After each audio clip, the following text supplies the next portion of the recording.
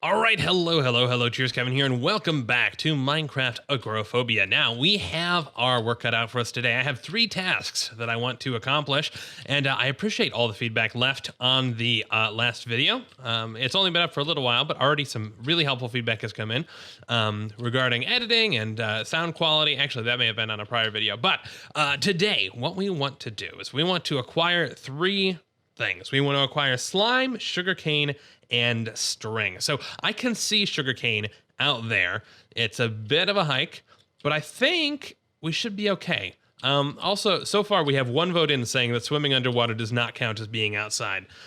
So who knows? We'll see if we stick with that. I think if we head in this direction until we hit water, then go past the water and then take a left, we have a decent shot at getting to that sugarcane. But thankfully this time, rather than just going blind, we have a little bit of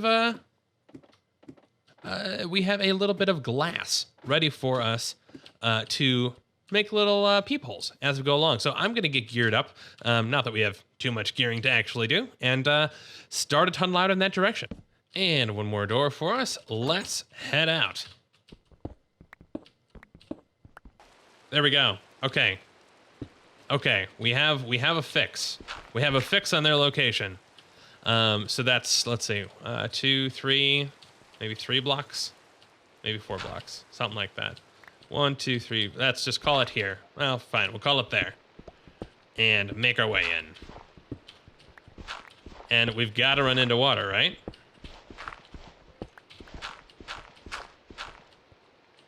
Come on. Aha! I see water. I see sugarcane.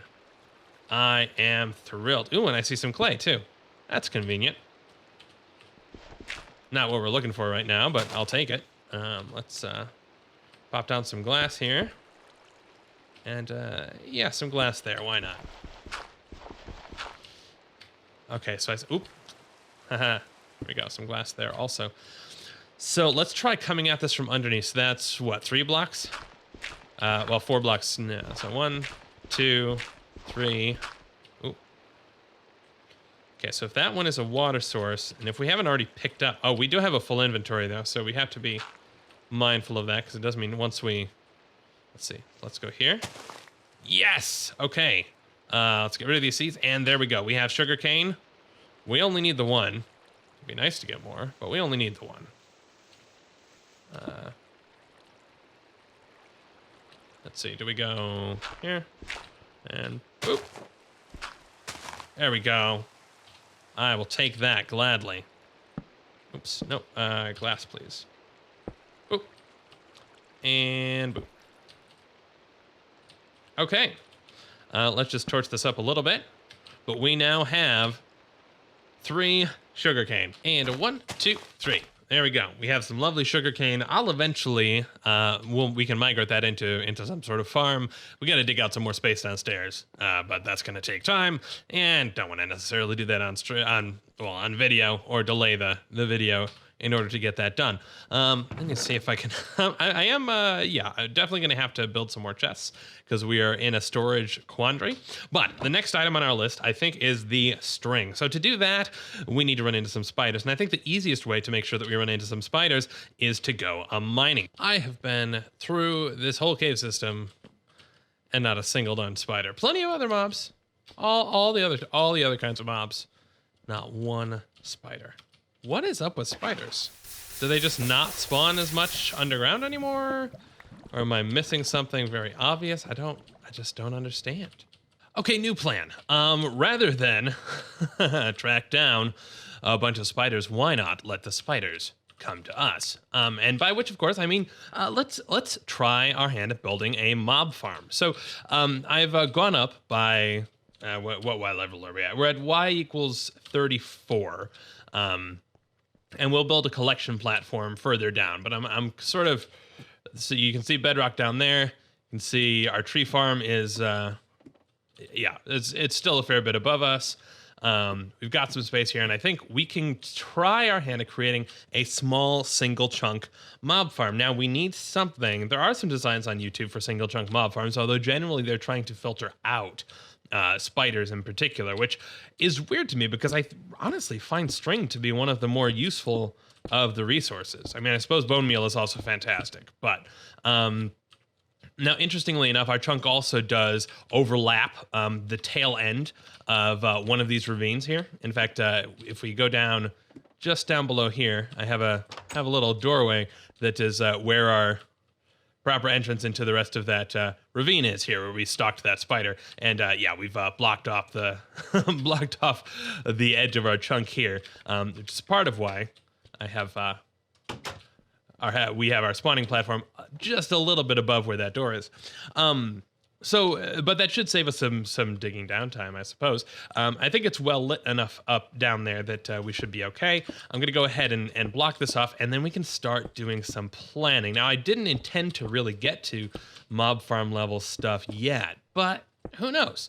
Maybe this will be a fortuitous thing, and rather than hunting for spiders, then we'll suddenly get a whole bunch of string and everything will be wonderful. Now, downside though here is that we don't have, because we don't have string, we don't have the ability to make bows, which means we don't have the ability to make dispensers, which means we can't use the, I guess what's considered standard now is to use water to flush out the mobs. And we're not going to be able to do that because we do not have dispense. You know what? We're eventually going to be hollowing this stuff out anyway. There's no reason for me to have to worry about it now. We'll just pop a light up there, fill our way down, and yeah, we can block up this ceiling and kind of work with what we've got. The problem is that in this corner, we're going to have to sort of cut out what we're able to do, and that's a bit of a bummer because we need to. We'll have to kind of build up a wall around here, so that we're not we're not they don't have access to the staircase. So that means we could bring in the area that we're allowing for spawns by 2 blocks on all sides, but I'm not a huge fan of that idea either. So I guess we could just act as though we could build this thing as though it were square, and then with the understanding that we'll have to block this off. I guess the first thing that makes sense is to find the center parts of the room. So we've got, let's see, it should be 7, 2, 3, 4, 5, 6, 7. Yeah, so 7 and 8. And then 1, 2, 3, 4, 5, 6, 7. And these are going to be the center squares. So this will be where we want to flush all of our mobs to. And then we will lead them down a little happy trail. Now, spiders are annoying because they stick to things. If we manage to get the mobs to fall in here, well, the spider is not gonna just fall. He's gonna just climb up and down the wall. He or she. I mean, I suppose whatever gender spider we happen to collect. But if we use a ledge like this, well, then there's not gonna be a wall. And so my thinking is we can actually the tunnel that the mobs can fall down can be perhaps 4x4 rather than 2x2. That way spiders are not going to magically start clogging up our system. And then of course, if we did leave it as 2x2, once a spider gets in there, then mobs might not be able to get down and we'll get big backups and yeah, it won't be fun. So now the question that we have to answer is, and I'm gonna start making a mess of things. I suppose I should start putting some torches on the walls instead of on the floor, because otherwise we're setting ourselves up for misery here. Plop that up, and yeah, so if we put something in the corner here, that is not going to get anywhere close, but that's okay. And actually, before we go any further, I guess I will grab some more water, because we're definitely going to need more than one piece of water. I mean, that side is closer than this side, so that's something, right? So there, and there. Okay, we're getting closer, and then there, and there, I guess. Yeah, okay. So this is good. This is promising. There, and there is what we're gonna need. Cool. Let's just plop a torch down here. Well, let's plop it up there, I guess, because... So I need to move this gear. I'm wondering... Yeah, so I'm wondering how exactly we manage this corner. And we haven't even gotten into redstone parts of this. So the idea also... But at least we know the pattern that we're gonna need, so we can remove this block. And actually now I do wonder something. If I put, let me see, if I put the block there, does it behave the same way? It does. Okay, perfect. That is what I wanted to hear, because what that means is that we could, it's counting as though I'm digging in water. That's annoying. That means we should be able to put a piston here.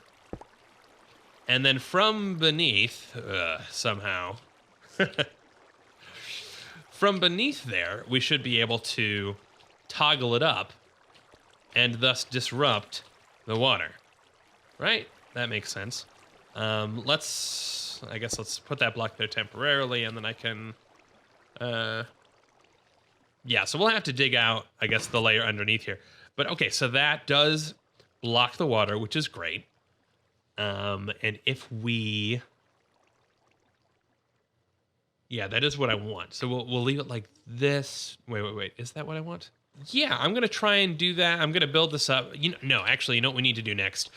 Really, we need to dig down a layer underneath here because we're going to have to send the redstone signal up to these pistons in those corners. So I'm going to go ahead and drop down in here and start digging this area out as sort of our work area for our redstone.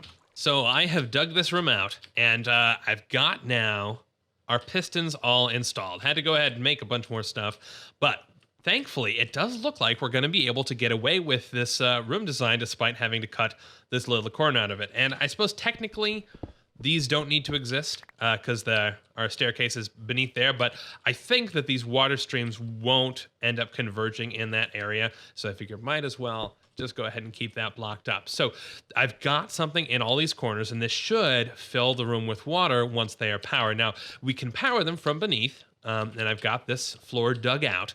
And I'm not going to pop this open, but each of these has a torch on top of the dirt block. And so what we'll end up doing is throwing some torches here underneath all of these. And before we do that, I've got some redstone that I want to run to these blocks. And I think I may need to... No, we may be good there. We may be okay. So let's run these over to here. That's kind of annoying. Nope. I mean, I can do this with repeaters as well, if we have to. But, just trying to save myself. Do I have any smooth stone on me? I do not. Just trying to save myself a little bit of time. All right, so if we take this and just run that as a direct line into there, and then this as a direct line into there, and that is, that's going to need a repeater. So, well, what we can do is we can just use a fake repeater. A fake peater. All right. Oops, that's how we do fake repeaters. No, that's not a repeater at all. That's the opposite of that. How do we do that? I forget. Is it like this? No. I forget how you used to do old school repeaters. I mean, I suppose you can just chain two of them, right? Yeah, that works.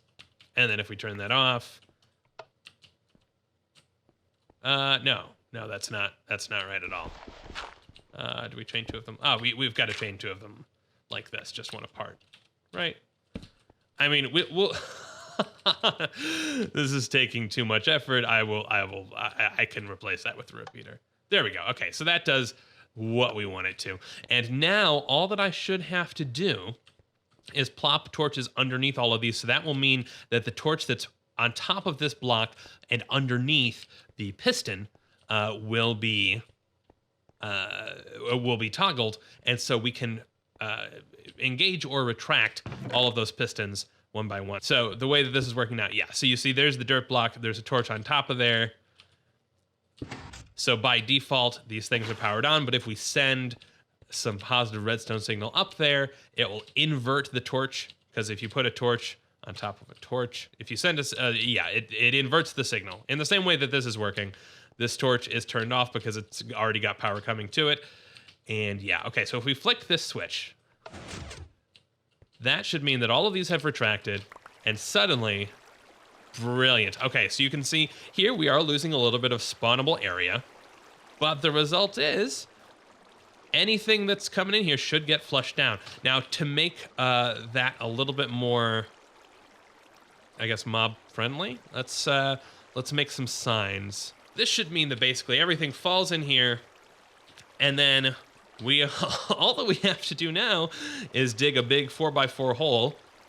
Okay, so I'm going to keep this open for the moment, but this is the size of the big tube that we are going to need to dig down to a catching area that's a little bit below, a little bit above our bedrock area. So we'll go ahead and leave this open for now, just because I need access to it. Well, I suppose I won't need it for particularly long. And I will have to get to work on digging this thing down to bedrock. Okay, so we have 16 hoppers in there pointing into this double chest here, which I can open up and see. Okay, apparently I've managed to drop a piece of cobblestone. I have these slabs here. This should prevent any one-high mobs, which I mean baby zombies, from getting to us.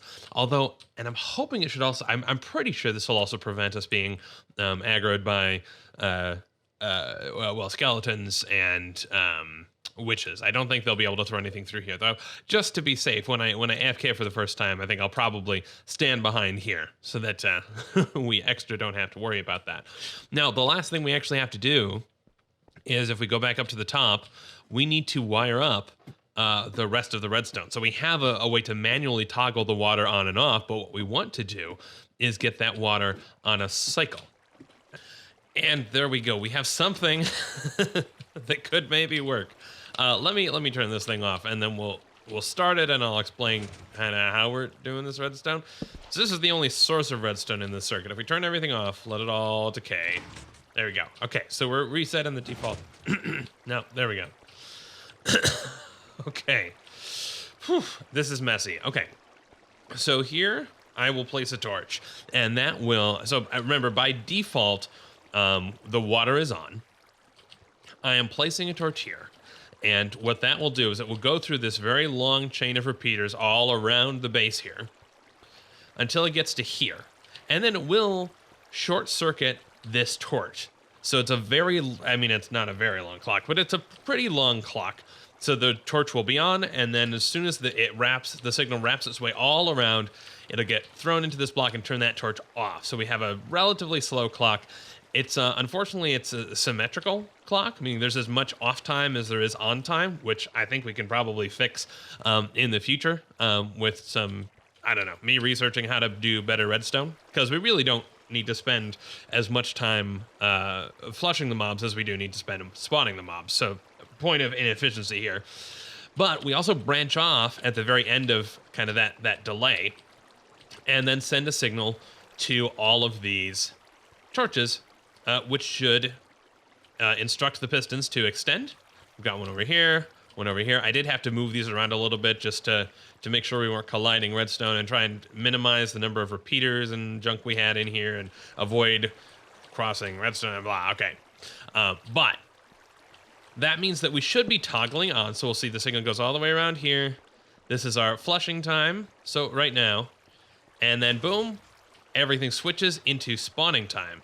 And I still hear water, so we're going to need to go up there and check exactly what's going on. Okay, so I'm guessing there's not going to be a ton of... So this corner is broken, but it also does take a long time for that water to dissipate, which means, we're probably not going to be super efficient for a while. Okay, so what we want to do is increase the amount of time that we are sending signal into here, because that's going to mean that the stuff is extended. Yeah, so we want to lengthen the output and then shorten the input. So my thinking is, what if we were to take this signal out of here, wrap it around here, and then this is where kind of the input to everything else goes. What if we said, if you're getting signal from here or from the original torch, consider yourself to be on? What that should mean is that we may have kind of two short water flushes each time the clock ticks. Well, yeah, basically every time the clock goes through, we'll just flush the water real quick once. And that should mean more time for actual spawning. Now, do we have... Yeah, I'm going to need to go gather some more redstones. Okay, so is this... Yeah, so that torch tower should be burning out. I heard 2 ticks. That's what we wanted. Come on. We're still doing stuff. You can tell because this is often... Cool, okay. So we have shortened that, and that should mean that now what we are doing is we have no water most of the time.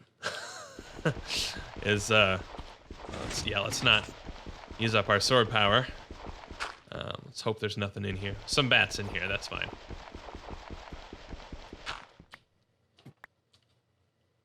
Okay, yeah, a lot of bats in here. Okay, so that's too short. But if we add more delay on that kind of extra cycle. Okay. There we go. Power that on. We're getting our initial signal, so that's good. This is kind of the faster loop, and then we come around. We can maintain that signal. This one can die. We wait for this thing to switch off. And as soon as it does, there'll be the little bit of water time. Water, water, water. No water. Okay. Perfect. Let's go down into AFK and see what our drops be looking like. Okay, it's been a little over a half an hour, and let's see what we've got. Ooh, okay. This is promising. Obviously, not a fast mob farm, but this is enough. Ha! This is perfect. Eight string. That's all that's gonna have me set for a long time. So let's see. Let's do it. Let's do it. Let's make ourselves finally a fishing pole.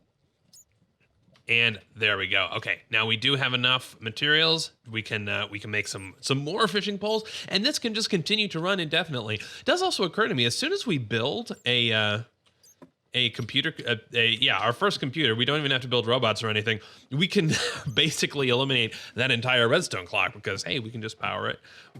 We can just run the clock with code, and that'll be fantastic. So I do want to double check the Y level here real quick. So that, they're spawning 3 blocks above here. So this is, so that'd be Y level 34. And I think we need to make sure that we're at least, let's see, 34. I think we need to make sure we're at least 24 away from that. So 34, 53. Yeah, okay. So we're going to be perfectly fine as long as we stay above the tree farm. That means that they should still continue to spawn in there, and in theory, they should still continue to fall all the way to bedrock and to the bedrock collection layer and die. We didn't have any witches spawn in there, so didn't have to, or I guess any little bitty zombies, so didn't have to worry about that. But I think that is going to do it for me today. Oh, I'm excited. Okay, so we have string, we have a source of future string and zombie flesh and bone meal, and I am thrilled and excited. I will probably, before the next episode, build a little AFK fish farm, because then I can just sort of chill here overnight and start gathering all of those lovely resources. Certainly would be great to get mending on a mending enchantment, and we can start building some diamond tools, and everything is opening us up to us. So let me know what you're excited about, what we should do next. I think probably looking for sand, or looking for a desert, getting some cactus, and yeah, I will see you in the next episode. Cheers.